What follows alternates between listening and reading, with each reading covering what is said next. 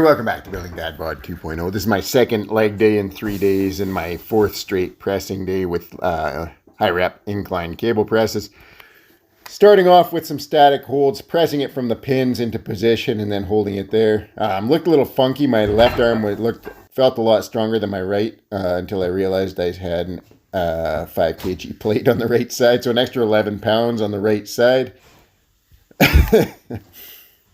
After that, this is my first set of 25, 3 sets, 60 pounds per hand. Today I managed to hit 25 reps on all 3 sets, so that means I have to go up this next workout, so I'll be up to 65 pounds per hand. After that, another static hold. This time got the weights right. You can see it didn't move fast, but it moved a lot more evenly into position there. So did 3 sets of static holds and 3 sets of 25 on the cable presses. Now the static holds, I'm doing just the presses from pins into a hold, and that's just kind of get my nervous system used to feeling heavy weight while I'm having to back off the pressing due to the shoulder injury. So my hope is that the sets of 25 with the cables will just build some work capacity. At the same time, the static holds will just get me prepared for feeling some heavier weight as soon as the shoulder can handle it.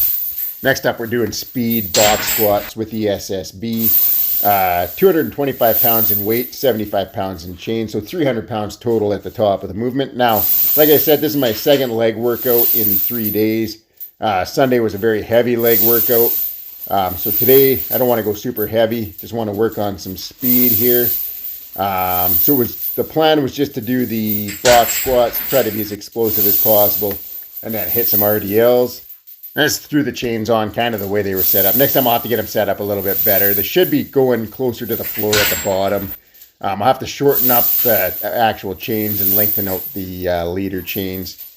We still got the accommodating resistance effect that I was going for, but it could have made it lighter at the bottom and then accelerated harder into the heavier weight at the top.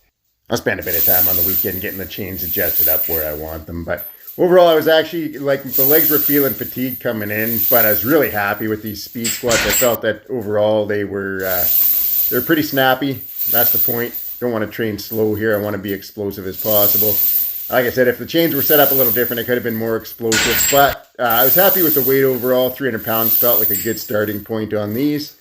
I wasn't grinding the reps, and I was able to maintain the same speed and explosiveness through all 10 sets of 2 for the most part. I don't think I've slowed down much at the end, so I want to be the weight set as such that it's not super easy, but I also don't want to hit the first 5 sets fast and then have the last 5 sets be super slow. All right, after that, we're going to do some RDLs. I haven't done any deadlifts since I backed off due to this shoulder/bicep tendonitis.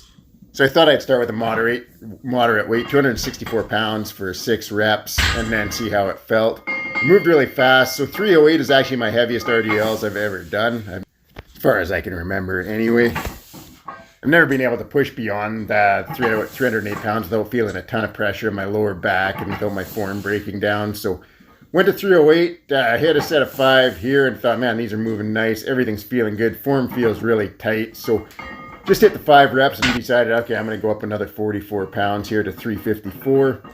So here we go, 354. This is a all-time PR for me. Never even hit a single at this weight on RDLs. And again, it was just moving super nice. Reps were clean and fast. Didn't feel horrible at all in terms of, I didn't feel like I was grinding reps. I didn't feel any pressure in my lower back. Upper back was staying nice and tight.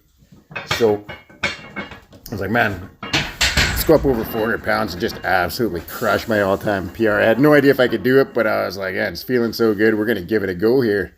I don't know if it's just all that posterior chains working off or just watching Ego Lift Daily crushing over 500 pounds has inspired me or what on RDLs, but boom, here we go.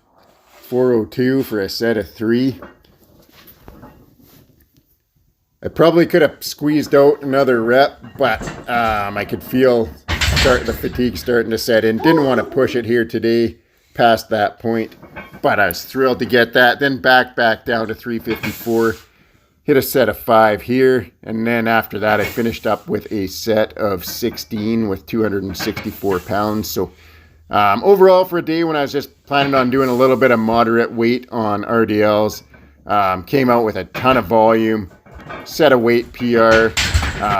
Absolutely thrilled with what I was able to do. And like I said, I came in, legs were feeling fatigued. I haven't deadlifted at all in about 3 weeks, other than the Zercher deadlift singles I did on the weekend into carries. So to me, it just shows all the leg presses, the good mornings, the reverse hypers, back extensions, Nordic curls, razor curls. All the posterior chain work is paying off big time. Now for me, with regular, like conventional deadlifts, off the floor is always the hardest for me. So I'm excited to see the carryover to my regular deadlift from all this work I've been putting in. Especially if I was to do them in a fresh state. Where I had 3 or 4 days of rest between leg days and then hit them. But time will tell. I may go back to doing some conventional deadlifts next week, depending on how the shoulder feels. It was a little sore from the deadlift today, the shoulder and the bicep, but manageable. We're going to do a press day right away as soon as I'm done voiceovering this video, and we'll see how it feels on pressing. The injury is making progress, though. We're moving in the right direction. All right, and then we finish up the workout with just some lying leg curls with the cable tower. Really like these as a finisher. I hit 20 reps on the first set, then 15 reps on the second set. If you don't have a way to do leg curls and you got a cable tower, it's a super simple setup. I just use a cable tower and a tricep strap. You could use ankle cuffs as well, but good way to finish off the workout, just pumping a ton of blood into the hamstrings. For me, I like finishing off the workouts with a high rep set just to get a ton of blood in, aids in recovery. That's it for the workout. Thanks for watching. Have a great night.